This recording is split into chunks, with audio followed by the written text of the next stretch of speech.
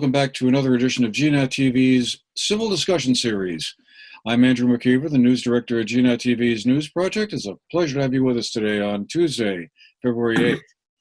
It's also good to be back here with our co-host, Don Keelan. Don, good to see you again. How you been? And I've been fine and trying to keep warm and keep the electric on, but good to see you too. Yeah, well, that's been a bit of a challenge the last couple of days, but I think we're on the right end of that one, hopefully. But it certainly makes you appreciate electricity a whole lot more, doesn't it? All the things you can't do without it. Anyway, as many of you, I hope, have been aware, we've been having a couple of discussions over the past few months about ways to engage with our fellow citizens in respectful and civil ways about issues that may divide us or maybe we don't see eye to eye on, but that maybe after some exploration or some way of kind of understanding where the other person is coming from, we can at least sort of understand that position or their position a little bit better. We may not find agreement on everything, but at least we can understand where the other person may be coming from. And anyway, today we're really pleased to have with us a very special guest who, by the way, is no stranger to GNAT, I'm happy to say. We had her on another show a couple of months ago, I believe. But it's very good and a great pleasure to welcome back Addie Lentzner, who is a senior at Arlington Memorial High School. Addie, good to see you again, too. Hi, great to see you. All right, hope all's been going well. Well, Don, I want to turn it over to you at this point, since it was your idea to have Addie on our program today, and I thought that was a brilliant thought. So I'd like to let you kind of take it here for a minute and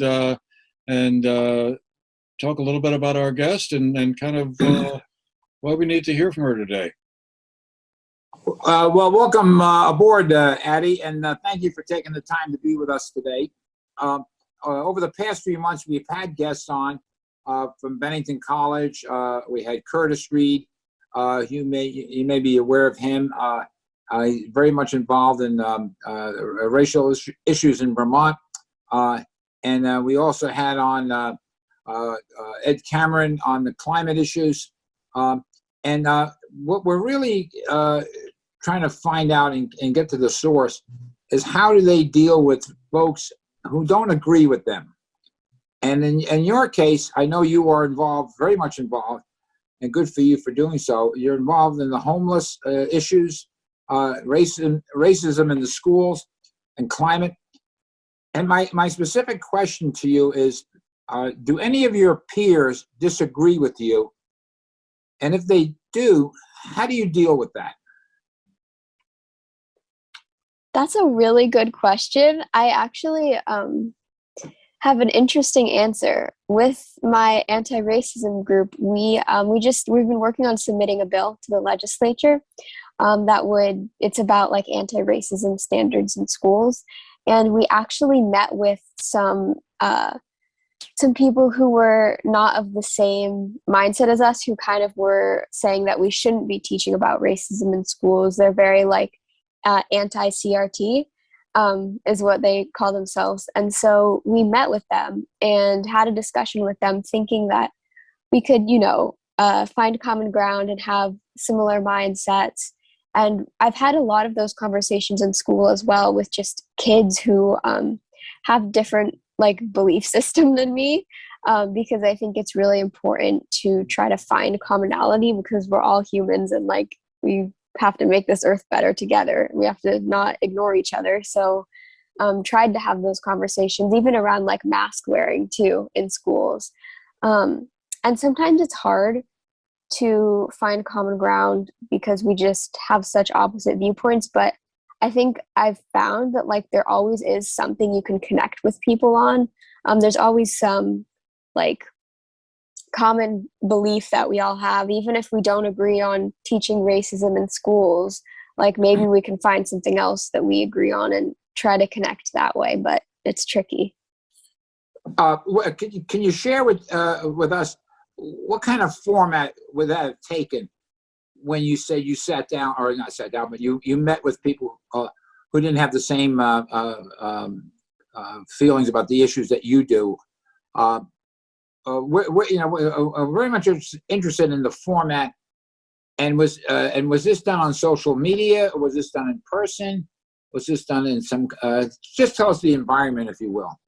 Yeah, totally. It was actually on Zoom. So we met with, I think there were maybe seven of them there, and then like 5 of us students there, something like that. So it was a pretty big group on Zoom, and we had kind of just a discussion, honestly, kind of like this, just talking about our perspectives and trying to share our beliefs with each other. And it did get a bit heated at times, but it was also a meaningful conversation. Did that when it got heated? Were you and the folks on the other side? Were you respectful to each other? Did you feel that they were listening to you and you were listening to them? Yeah, I did feel like we were listened to, and I felt like we definitely listened to them, and I think it was a good environment. Andrew, you want to jump in? Well, yeah, I just wanted to ask, Addie, you and 9 of your colleagues, other high school students around the state, had an article or opinion piece or commentary, I guess would be the right way to put it, published in VT Digger, let's see, January 19th, about teaching race accurately and comprehensively. I guess I just wondered if you could walk us through how that article came together. Did you all meet up on Zoom or sit down in a room somewhere and kind of discuss what you wanted to say or exchange drafts of the article, or how did it all come together? Yeah, so we're all part of the Vermont Student Anti-Racism Network, which is a statewide student group, and we meet every week on Zoom and sometimes more than that.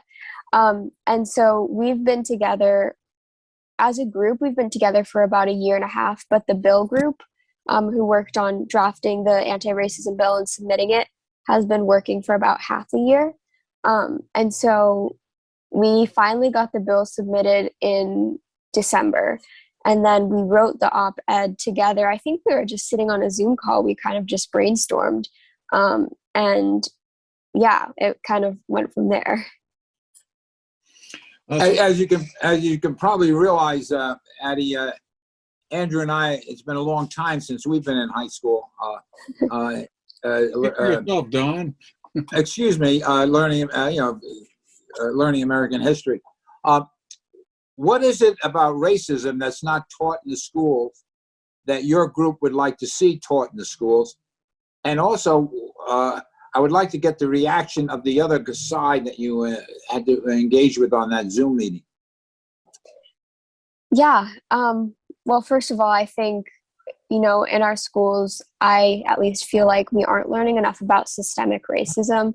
Obviously racism exists in so many parts of society, like the criminal justice system, education. There are so many ways that racism shows up within systems.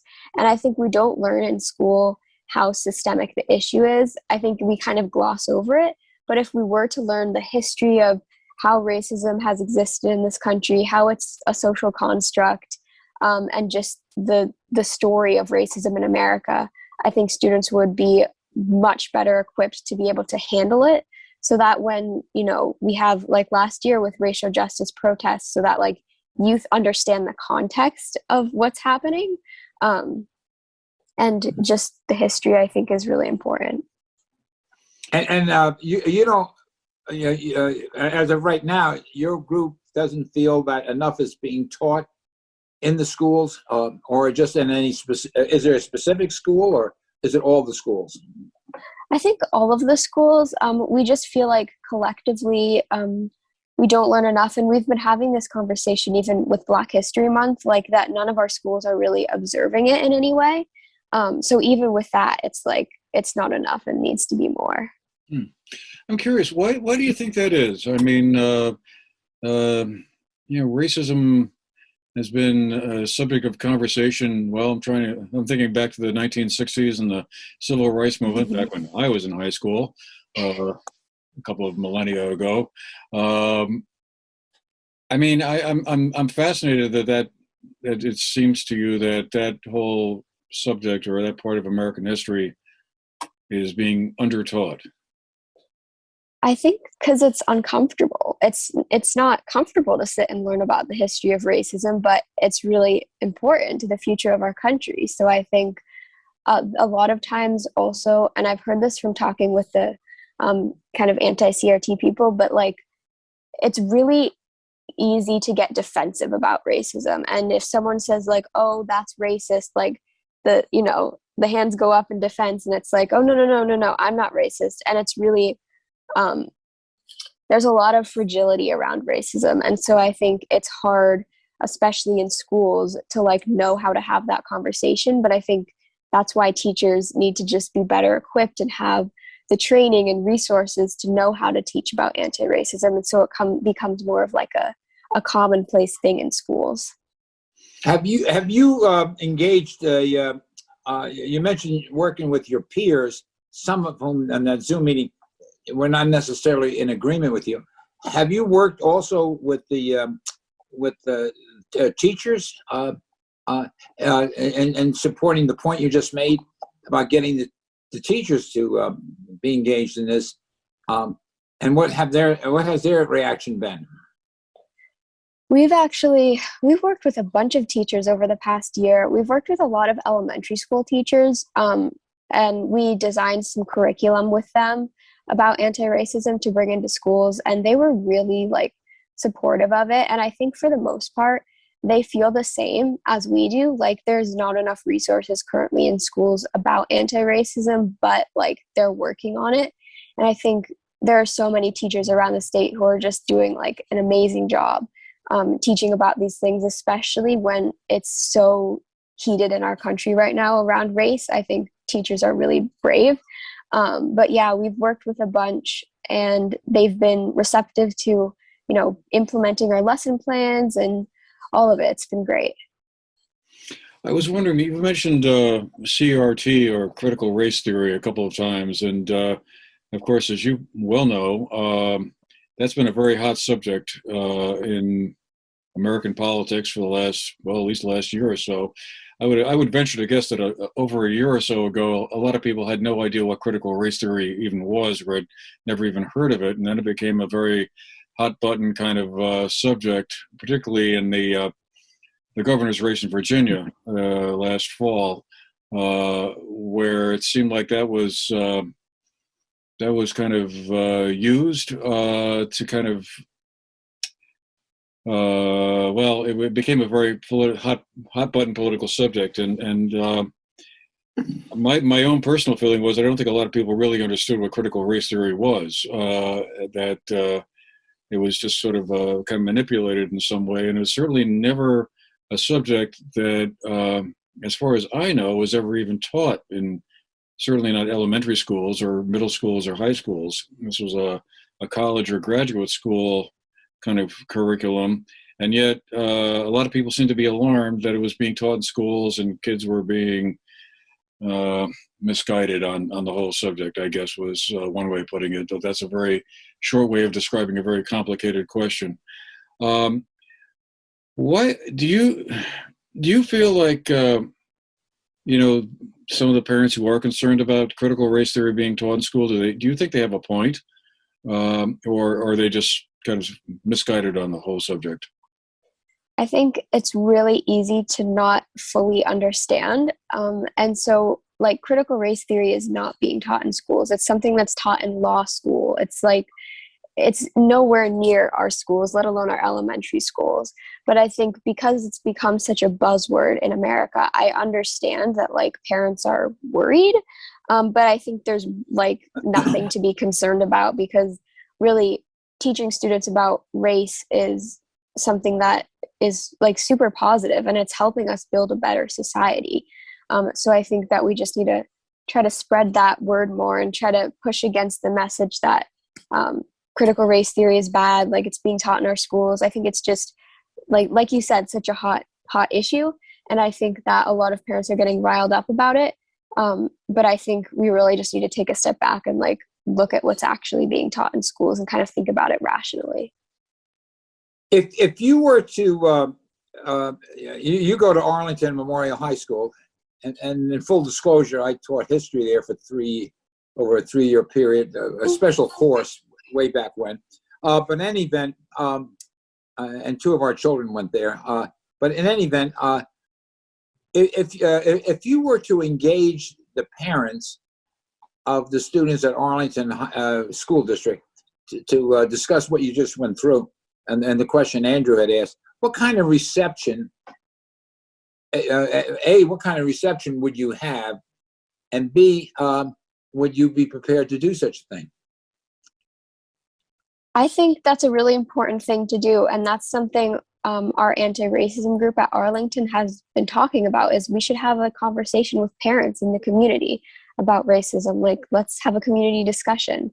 And we haven't done it yet, but I think it would be something really important to do, because I think young people are in school, and so we know what's being taught and we know what's not being taught and what more we need. And so if we're able to communicate that to parents and say, like, hey, we're the ones in school and we want more teaching about anti-racism, I think parents are going to stop and think about it, rather than just hearing on the news like critical race theory is being taught in schools. So I think it's important for youth to talk to parents who might be on the fence or unsure and tell them like the truth.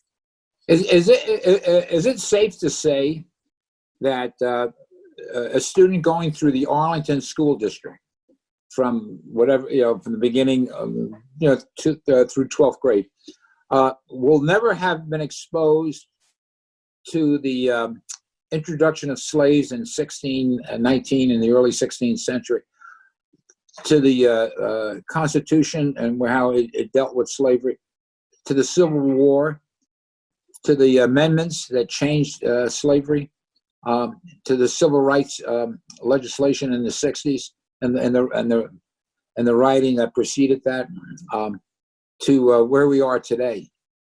You mean to tell me that is none of that is being taught at all in Arlington, in our Arlington school, let alone all of Vermont? No, definitely that is being taught, and like the history teachers at Arlington are amazing, and they do a really good job of teaching what happened in history, but I think that it's not to the extent that I want to see it. Like, maybe we learn about the introduction of slavery and the civil rights movement, but like we don't really go in depth on like what systemic racism is.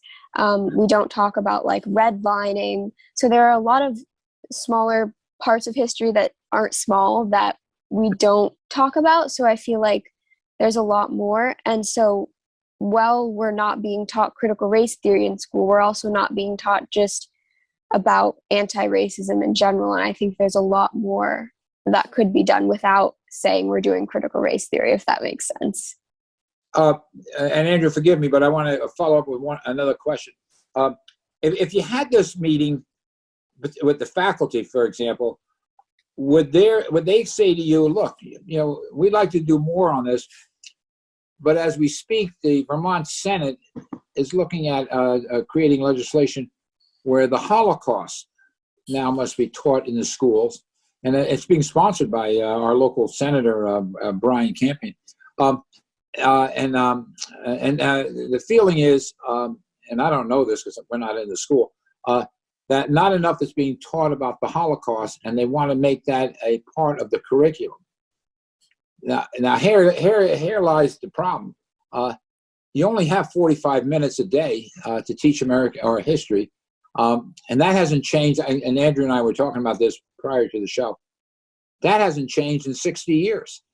When I went to high school, it was 45 minutes, and we have since added something like from 87 to 194 countries to the United Nations since I was in high school. 13 more presidents, 4 more wars that we've been involved in, and yet it's still 45 minutes at Arlington Memorial High School. How do we fit it all in if you were going to have a discussion with your peers, not with your peers so much, but with the parents and the faculty? I know it's a big question. That is a big question, because history is so rich, and the fact that we have to squish it into 45 minutes every day, that's hard, because it's just, there's so much to know. But I think it's just a matter of switching around what the perspectives that we hear from, so that we're not just hearing about the white presidents of the United States, but we're hearing the perspectives of all different people who had different experiences in the US. And I think it obviously you're not going to fit everything in, but I think we can do a much better job of trying to fit in different things. Andrew, go ahead. I mean, Yeah, no, I was just wondering, can you tell us a little bit of what the status of the bill is that you and your colleagues got together with and found some sponsors for in the legislature? As I understand it, I'm looking at the article that you had published there in Digger last month, and it talks about certifying schools if they meet certain guidelines. I wonder if you could talk to us a little bit about that and where the bill sits at the moment. Yeah, totally. So we were really excited because we got 21 co-sponsors on the bill. And we were excited and that includes Republicans and independents and Democrats, which is something really exciting. And so right now it's in the education committee, and we're kind of waiting to see if it's going to make it before crossover. We're not 100% sure, but even if it doesn't, we still plan to try to implement it in another way by going through the Board of Education or working some other way with the ethnic studies group to try to implement it, because we feel like there's a lot of things going on in the legislature right now. So if it doesn't get passed, we still want to try to ensure it exists in some other way. Addie, go ahead, Andrew. Go ahead, Don. Go ahead. Does social media play a bigger role with you and your peers in being able to communicate and agree and disagree than it did when Andrew and I were, back in your time, our time in high school? Obviously, we didn't have it. We went face to face. Is there a negative part of social media that doesn't allow you to get your point across or get the other side's point across?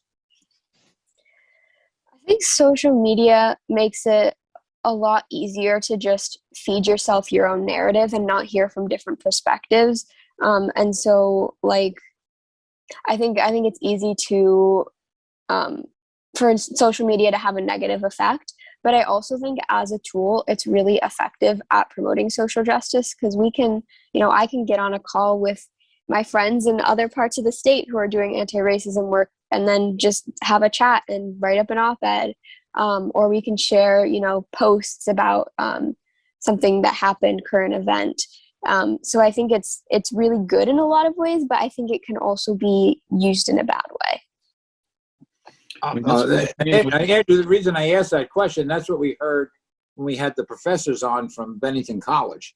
But go ahead, Andrew. Go ahead. I don't want to. I was kind of just going to build on what you were probably about to say. Is this has been a subject we've discussed several times on the program here, and so far, I guess my takeaway from all the conversations is that social media, while, as you were just pointing out, Addie, has some virtues and great possibilities for making communication a lot easier, it seems to also kind of create a lot of division and kind of vitriolic name calling or whatever going back and forth, which seems to have a bit of a divisive effect, or at best, people sort of tend to kind of, get into their own little respective silos and kind of just sort of talk to the same group of people, and they don't really hear from folks who might have a different point of view.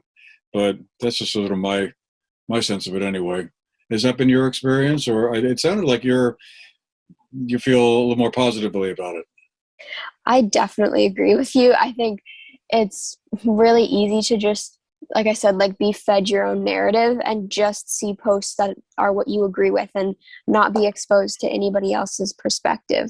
And I think that's really dangerous because it can put you into a rabbit hole of just extremism. I think that social media can be a really dangerous thing, but I think if you balance it and make sure you're hearing from other perspectives, and I think you have to be careful about it, but I think it can be used for good. I should mention that, and this may be something that you may want to take off from, beginning on March 18th through April 22nd, every Friday for an hour and a half, the Arlington Common, which is the group that's taken over the former Catholic Church in town, will be sponsoring a discussion group limited to 15 local folks. And the topics will be various topics that are impacting the Arlington area. And you get a chance, there'll be, a matter of fact, myself and someone else, former professor from the University of Nebraska, will be the moderators, and we'll just introduce the topic and let people, the 15 that are there, express their views on it.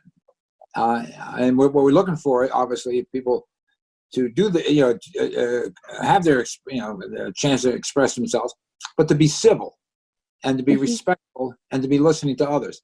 It might be something that you may want to incorporate, and have the issues that you and your group, are working on as a format, because not everyone reads the banner, I must say, unfortunately, and so I just want to point that out and that's going to begin on March 22nd, March 18th. I'm sorry. Let me ask you this: you're a senior at Arlington High School. What happens when you go? I gather you're going to leave in June. You're going to graduate. Who picks up the reign?